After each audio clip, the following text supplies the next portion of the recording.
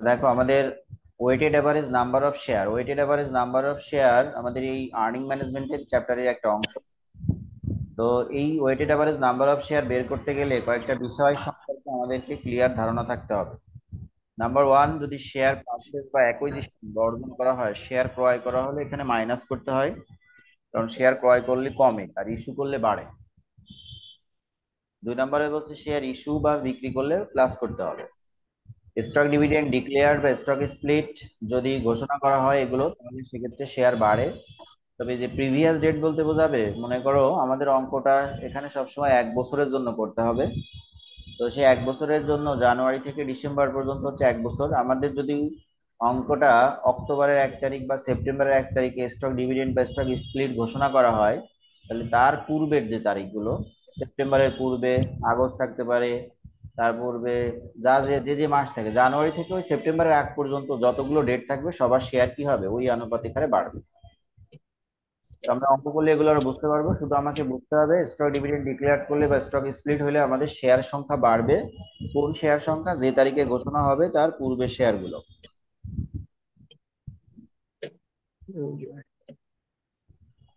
Declared আর stock split এই দুটোর কারণেই বাড়বে। স্টক ডিভিডেন্ড ডিক্লেয়ার্ড আর স্টক স্প্লিট।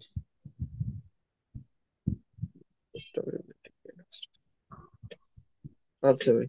আমরা এখন 8 নম্বর বইয়ের 8 নম্বর অঙ্ক করব। দেখেন এই অনুযায়ী আমাদের C8 এর ছবি দেওয়া আছে গ্রুপে, যাদের কাছে বই আছে C8 বের করেন।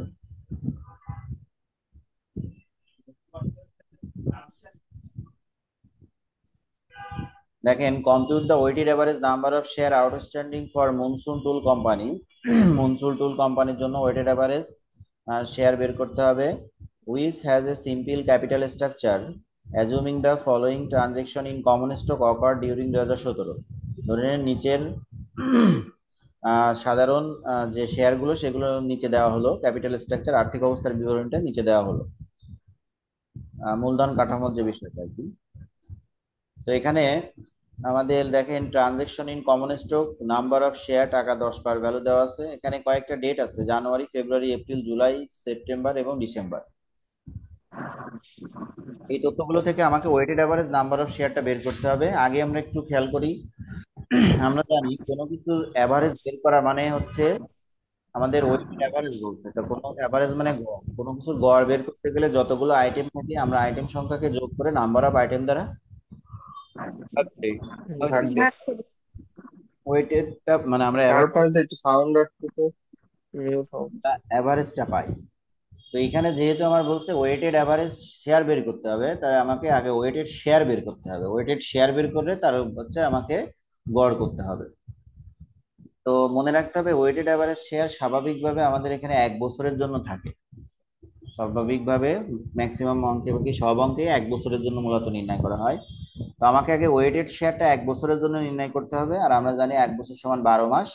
তো সেক্ষেত্রে আমাকে 12 মাস নাম্বার অফ যে আইটেমকে টোটাল আইটেম সংখ্যা দ্বারা ভাগ দিতে হবে, সেটা বলছিলাম। তাহলে আমার টোটাল 12 মাসের শেয়ার বের করে ওয়েটেড শেয়ারটা বের করে 12 দ্বারা ভাগ দিলে আমরা ওয়েটেড অ্যাভারেজ নাম্বার অফ শেয়ারটা পাবো। তো সেই অনুযায়ী এখানে আমাদের শুরু করব। তো এখানে শুরু করতে গেলে আমাদেরকে ডেট গুলো একটু দেখতে হবে। আর তারপরে হচ্ছে আমাকে খেয়াল করতে হবে, যেহেতু নিয়মে বলা হয়েছে স্টক ডিভিডেন্ড ডিক্লেয়ার্ড এবং স্টক স্প্লিট হলে শেয়ার সংখ্যা বাড়বে, তবে তার পূর্বের তারিখের শেয়ার গুলো বাড়বে, এরকম বলা হয়েছে। তাই আমাকে অঙ্কের ভিতর ডেট এবং এই যে স্টক ডিভিডেন্ড এবং স্টক স্প্লিট আছে কিনা খুঁজে বের করতে হবে।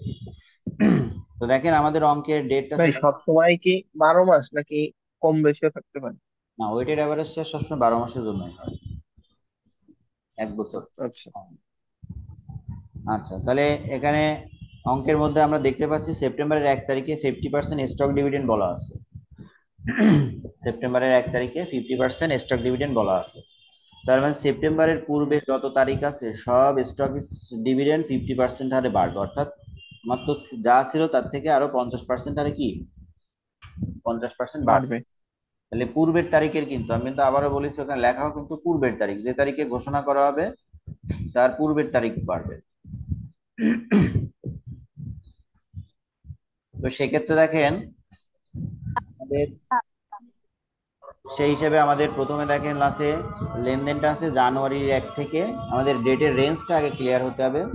জানুয়ারির 1 থেকে ফেব্রুয়ারির 1 তারিখ, জানুয়ারির 1 থেকে ফেব্রুয়ারির 1 তারিখ, মানে প্রথম যে দুটো ডেট থাকবে রেঞ্জটা ঠিক করতে হবে। তো আমাদের দেখেন লেনদেনে আছে জানুয়ারির 1 থেকে ফেব্রুয়ারির 1 তারিখ, ডেটটা বোঝা গেছে?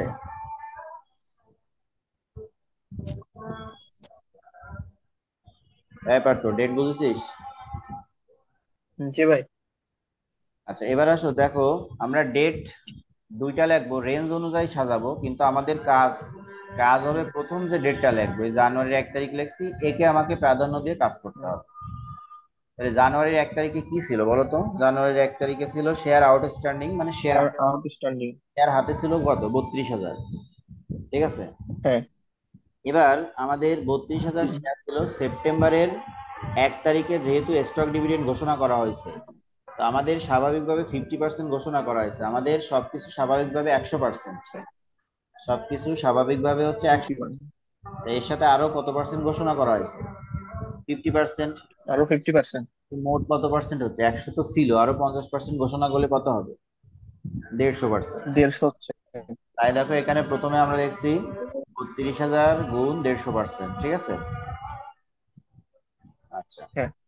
এবার মাসটাকে আমাকে প্রাধান্য দিতে হবে, যে কয় মাসের জন্য উঠেছে। তো আমরা দেখো জানুয়ারি থেকে ফেব্রুয়ারি, এখানে ফেব্রুয়ারির 1 বলা হয়েছে, তার মানে কি ফেব্রুয়ারি কি পাওয়া যাবে? না, না, 1 মাস। 1 মানে ফুল শুধু জানুয়ারিই পাওয়া যাবে। এখানে যদি ফেব্রুয়ারি 28 তারিখ বলা হতো তাহলে 2 মাস হতো, কিন্তু এখানে আমার 2 মাস পাবো।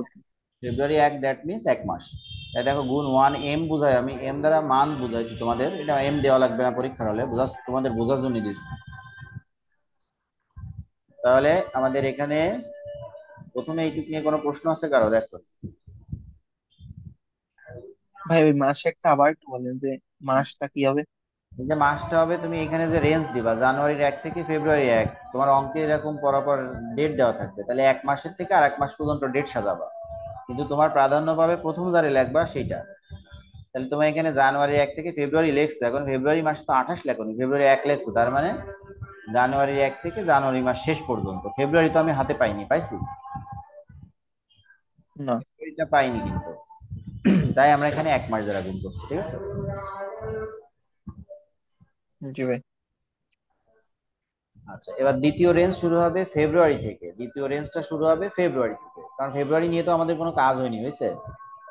তো দ্বিতীয়টা শুরু হবে না, ফেব্রুয়ারি থেকে তার পরের মাস পর্যন্ত। তো দেখো অঙ্কে আছে ফেব্রুয়ারির পরে দেখো আছে এপ্রিল, এপ্রিল আছে। তাই এখানে রেঞ্জটা সাজানো হয়েছে ফেব্রুয়ারির 1 থেকে এপ্রিলের 1 পর্যন্ত, ঠিক আছে? 2 মাস। হুম। এবার আসো, আমাদের ফেব্রুয়ারির 1 তারিখে কি হয়েছে? শেয়ার ইস্যু করা হয়েছে না? দেখো, ইস্যু ফর ক্যাশ। হ্যাঁ। শেয়ার ইস্যু করলে শেয়ার বাড়বে না কমবে? শেয়ার ইস্যু হলে বাড়বে। উপরে শেয়ার ইস্যু হলে কিন্তু শেয়ার সংখ্যা বাড়বে। বাড়বে কোন ব্যালেন্সের সাথে? আমার বিগিনিং যে ব্যালেন্স ছিল, প্রথমে যে ব্যালেন্স ছিল সেই ব্যালেন্সের সাথে বাড়বে। হ্যাঁ।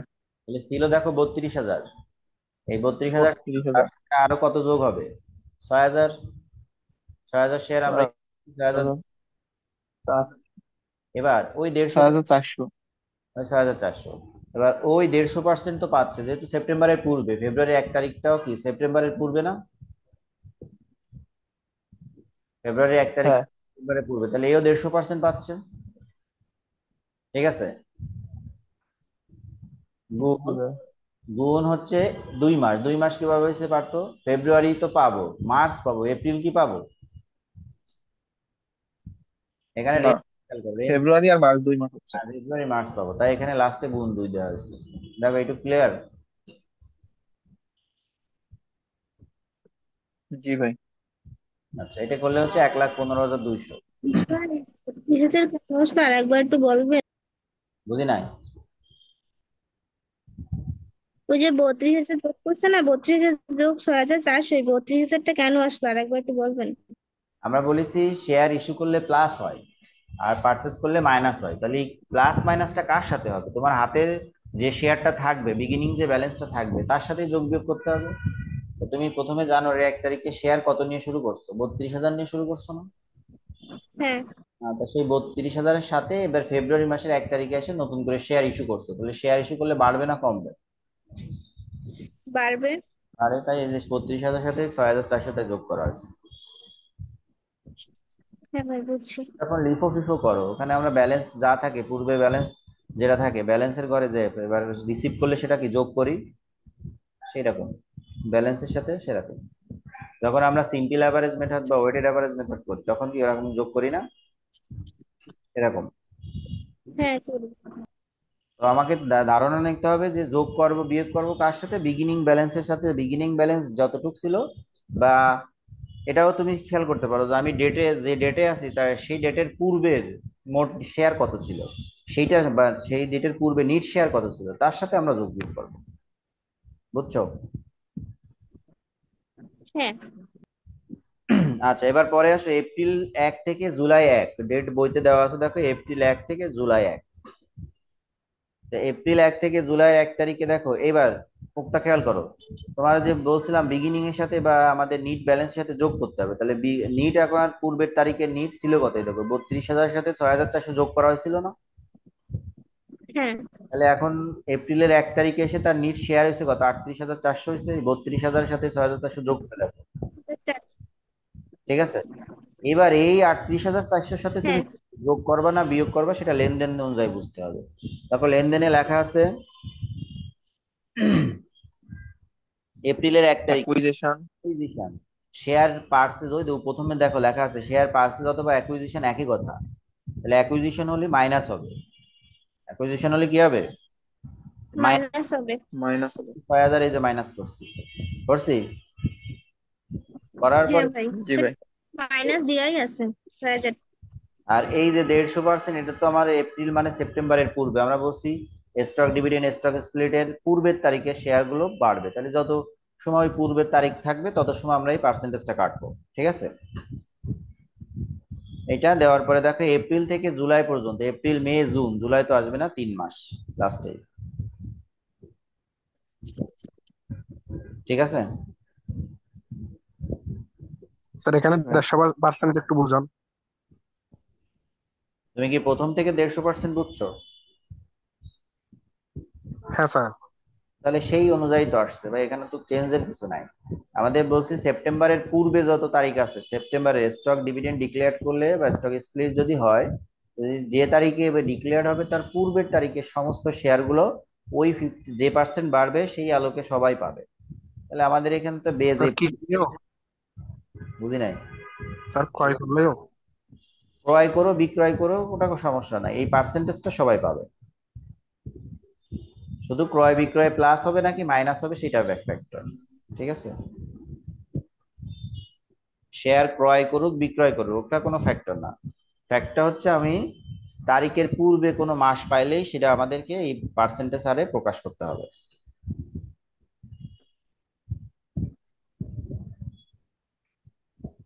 আচ্ছা, এরপরে আসো জুলাই মাসের 1 তারিখ থেকে এবার ডিসেম্বরের 1 গেছে, একটু খেয়াল করো, এখানে একটু খেয়াল করো। আমাদের ডেটের রেঞ্জ সাজাইতে বলছি, তবে ডেটের রেঞ্জ সাজাইতে গেলে ওই জিনিসটুকু মনে রাখবা, এই যে যে 3 নাম্বার যে পয়েন্টটা ছিল স্টক ডিভিডেন্ড ডিক্লেয়ার্ড এবং স্টক স্প্লিট, এই যে যে যে তারিখে এই ডেটটা ঘোষণা করা হবে, আমার ডেটের রেঞ্জে এই তারিখটা আনা যাবে না।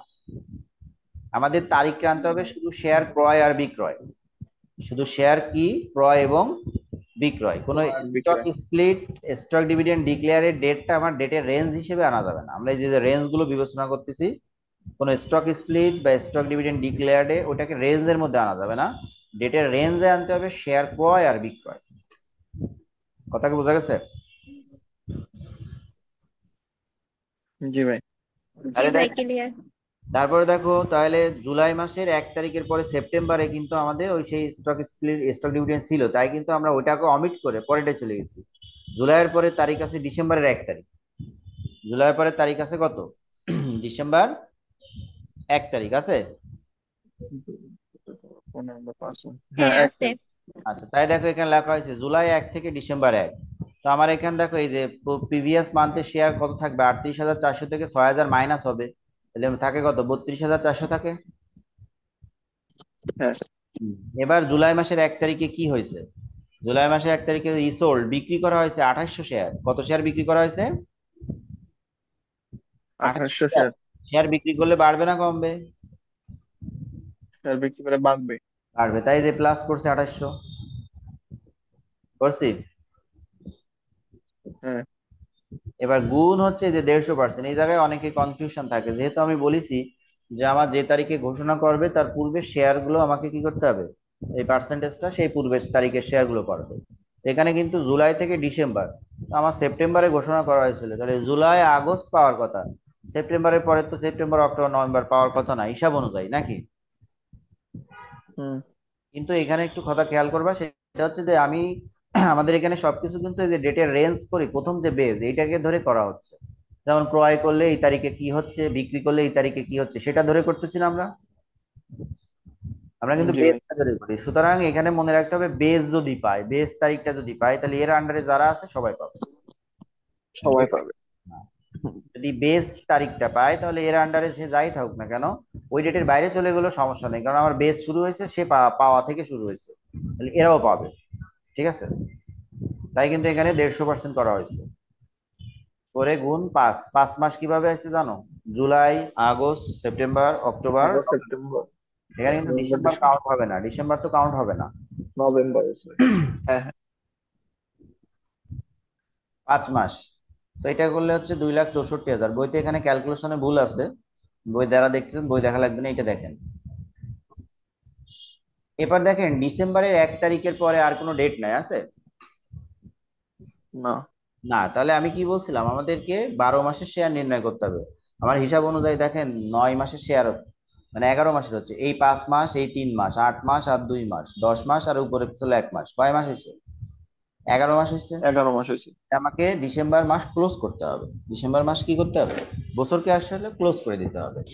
মনে করেন আপনার যদি কখনো জুলাই মাসের পরে অক্টোবরের 1 তারিখ এসে এখানে ঠেকে যায়, এরপরে আর মনে করেন কোনো লেনদেন নাই, তারপরেও আপনাকে বছর ক্লোজ করতে হবে, তখন লাগবেন অক্টোবরের 1 থেকে ডিসেম্বর 31। মানে আপনাকে সবসময় এই বিষয়গুলো 12 মাসের খেয়াল করতে হবে। কয় মাসের? 12 মাসের। ঠিক 12 আছে? মাসে। আচ্ছা, তাহলে এখানে ডিসেম্বরের 1 তারিখ থেকে ডিসেম্বরের 31 তারিখে 35,200 কোথা থেকে আসলো? 35,200, এই যে 32,400 প্লাস 2,800 যোগ করলে হচ্ছে 2008। 2,200 হয়েছে। এবার এই ডিসেম্বরের 1 তারিখে আপনি নতুন করে দেখেন ইস্যু করছেন, 12,800 শেয়ার ইস্যু করছেন, করছেন নাকি বিক্রি করছেন? ইস্যু হ্যাঁ। করে বিক্রি করে একই কথা, হয়তো ইস্যু করাই আছে। তো ইস্যু করলে আমাদের শেয়ার সংখ্যা কি হবে? বাড়বে, তাই এখানে প্লাস দেওয়া হয়েছে কিন্তু। এবং এটা কয় মাসের জন্য? এখানে কিন্তু কোনো পার্সেন্টেজ আসবে না। পার্সেন্টেজ আসবে এটা?